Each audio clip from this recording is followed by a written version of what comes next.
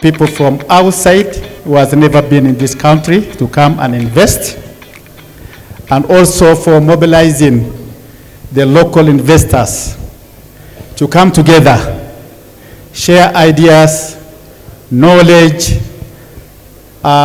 security for our supply, creating an environment to ensure that the country is moving forward. Thank you for that.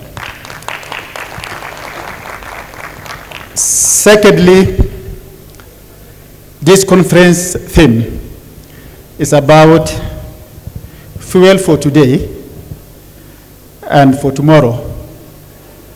And when I got the invite, then I was trying to reflect what does the convener means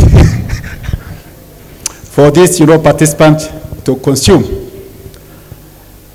And the theme is actually in line with today's transition from where we are in terms of fossil fuel, going forward to a greener energy, for better health, for better environment, for better investment. It is actually a very good theme that you have chosen it to make sure that we are moving forward. This morning, when I just came in, we went through the exhibitions, and personally, I learned a lot within that brief tour of the exhibitions. There are new equipment, which we need to use to transit our infrastructure. We have seen technology. Initially, we started manually, but now we can speed up, our services to make sure that our customers get the time and also quality of our products. So it is very motivating, very nourishing. So my appeal is to the investors: bond together, interact together, learn from each other, and I'm sure by the end of this conference, we'll be able to enjoy good recommendations so that whatever requires the policy, then we'll be able to fast track it. Whatever it requires, for investors, because investors want an environment that is good for them, to do their business. And I assure those who came here for the first time, Kenya is a crowd of mankind. This is where the life started. Usually, what His Excellency the President usually say. So welcome home and feel free. So having said this, in the Ministry of Energy and Petroleum, we have two departments. That is Energy and Petroleum. I'm the CEO, I'm in charge to make sure that the industry and our partners are getting the right environment and policy. We work at upstream, where we have, petroleum products. You are used to it. And petroleum products are enabler to the economy. In some part of the developed world, it has actually changed the infrastructure. If you go to Dubai, you have seen how magnificent these are. It's because of the resources they have. You have seen the Norway, America. But for our case, we have not yet exploited, what we have. But we are going there in near future, God willing, to do that. So we have already done about 9 regulations for upstream. So the regulations are in draft forms. So we have given ourselves up to September to ensure that those regulations are gazetted and to be implemented by the end of this year. We used to have 63 blocks. We have zipped them into 50. And out of the 50, 10 blocks are actually premium. So we are just only waiting for the regulation to be ready so that we'll be able to kickstart the process. For downstream, we have about 7, as EPRA GM has said. It's in draft form. It will be tabled, to the public participation. You will be involved in it, of which the autogas is also part of that, plus the LGB. That is the areas of your interest we have already taken to account. So once they are ready, then we'll be moving together as investors and as customers to make sure that our service delivery is going to be improved. So as a ministry, we are looking at upstream, we are looking at a downstream. So in these two areas, then we are now establishing the policy and the regulations. The regulations and the policy that do not hurt the customer. It's supposed to be friendly.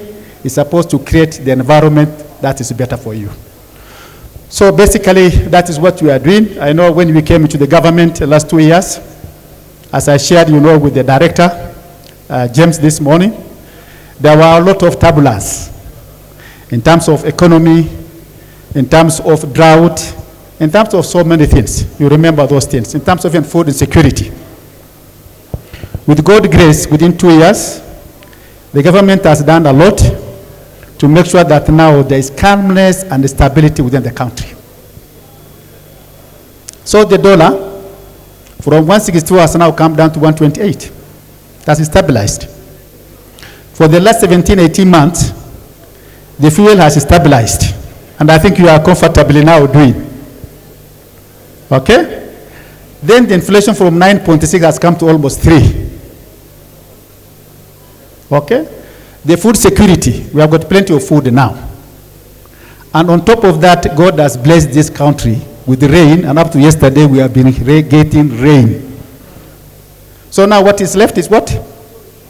Create good policy and regulations, create an environment that is good for investors, and we need, to work to ensure that the goals and the policy of the government, headed by His Excellency the President, is achieved. So it is now time to deliver for all of us to play our part. So that is now where we are. I'm sure as far as also the industry is concerned, from this conference you have perfected it. There's a lot of progress, and let us put those progress in terms of achievement. For our foreign partners who are with us here, Kenya has got very good, friendly human resource. I'm sure staying with them, you will learn a lot from them. Number 2, geographically, if you go to Mombasa, you have Indian Ocean, tourism, and everything is working. And if you want to know the temperature, which is more than 30, you will get it. You can get the natural sauna from Mombasa. Okay, without paying any bill. If you go to northern Kenya, we have camels, sheep, and goats. Okay? So meat and milk is plenty. If you want to go the other side. You can also enjoy as well as the natural sauna. If you go to western Kenya, you have Lake Victoria. That's where we have a blue economy. So if you want to enjoy, the seafood and whatever, then fishes, they are ready for us. In central here, with Rift Valley, we have the highlands, we have Mount Kenya. And at the same time also, you can enjoy food, variety of African dishes to make us go. So we are blessed. And we appeal, to our investors, take time to enjoy. If you are not able to reach those areas, you are in Nairobi now. We have museum. We also live with our animals in the park. They are very friendly. So you can enjoy, our national park here. So mine is just to welcome you all, our investors. You are doing a good job. If already you have invested, expand, your environment or your investment. If it is your first time, think how you are going, to open up, your investment here. So ours is we create, environment for you people.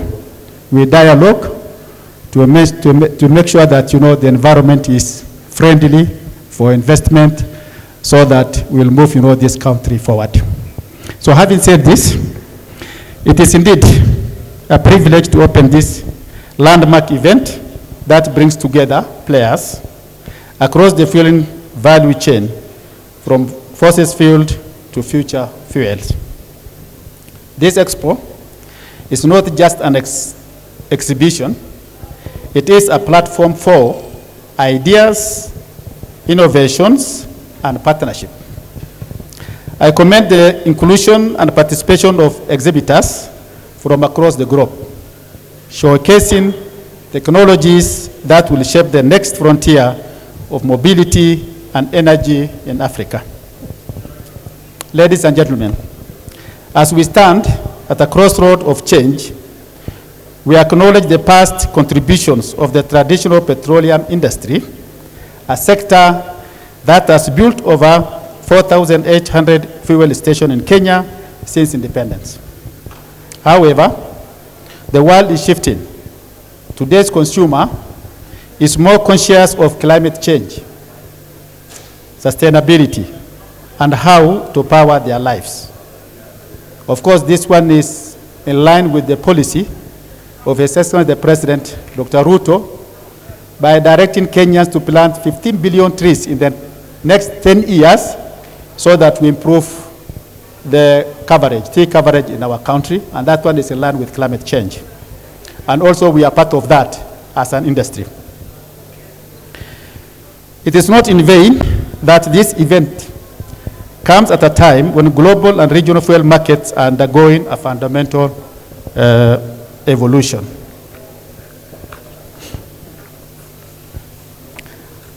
As a nation, we must adapt to this change.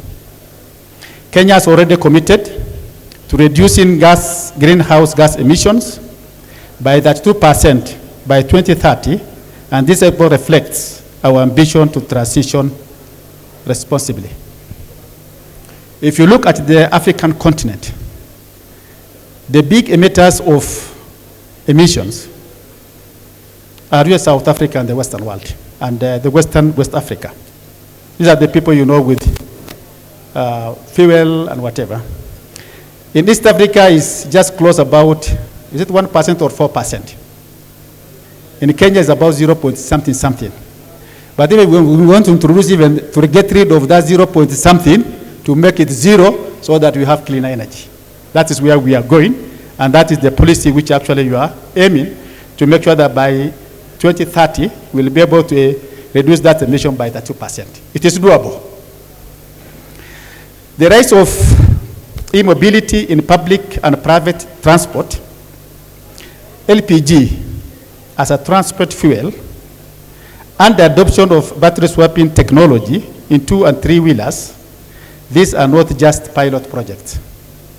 They are signals of our future. Associations such as MOA and the Tuk-Tuk Network are here as champions of these changes, and we are proud of them. It is no accident that this event comes at a time when global and regional fuel markets are undergoing a fundamental evolution from a traditional petroleum sector to a dynamic ecosystem that includes LPG, CNG, biofuels, and EVCs. We are witnessing a redefinition of mobility and energy. At this juncture, let me just say what the government is now on LPG. The year 2023, the cabinet approved the LPG growth strategy. We know that LPG consumption, purchasing is not well coordinated like fuel industry. So what came out, from that cabinet approval is about 4 or 5 thematic areas which are crucial to us. One is looking at about the infrastructure, how to get, the back supply of LPG. Unless you have the back supply, then you will not be able to maintain your security of supply. So we are looking at KPC and KPRL in Mombasa, because KPRL has got about 377 acres. We want to utilize that land. And by doing that, already we are on course with our team that we wanted to establish common user facility. So we are looking at those organizations who are actually dealing, with the supply of LPG. You remember last week I was with my CS in Kilifi on Lake Gas. We are looking at our goal, KPRL, so that we'll be able to harmonize our idea as a short term, as also we are looking for the long term to do that. This is part of the value chain of LPG. You have a supply, then that is not enough. How do you do that about the regions? Nairobi, Nakuru, Nyeri, Garissa, Western Kenya. Those are now where you people actually are involved. It's not enough to have depot. How do you distribute? Edwards was talking about the regulations on retailers, about the installers, isn't it? Okay? Then from distribution, how do we reach, the last mile? These are our Kenyan people. So we are looking at the value chain of LPG product. So the work is in progress in terms of infrastructure. The work is in progress in terms of regulations. Very soon we'll be able to engage all the industry players to see that we'll be able to move forward. So that is infrastructure bulk procurement. What is the essence of having the bulk procurement? The more you have, more, then the price in future will go down. That is our ultimate goal as a government, to make sure that the consumers are getting affordable LPG service. So we are looking at that. It's work in progress.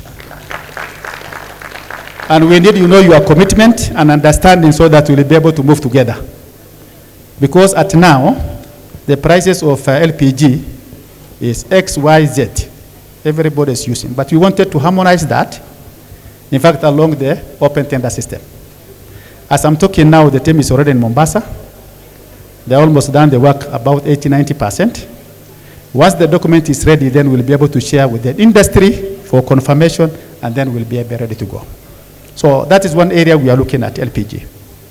And LPG is also your concept as a greener energy. So the shift is in line with the policy, with the team actually you have driven that. Number two is also about the public institutions, who are our big customers. We've got almost about 11,000 public schools. We have, the police stations. We have NYS. We have prisons.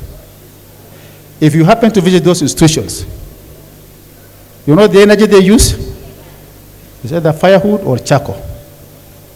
And where do you think this charcoal and the firewoods are coming from? It's from our forest. So, if the government is saying that we are planting 15 billion trees, and on the other side, you are destroying, so mathematically it is like +1 - 1. So you are just static. So we are focusing that.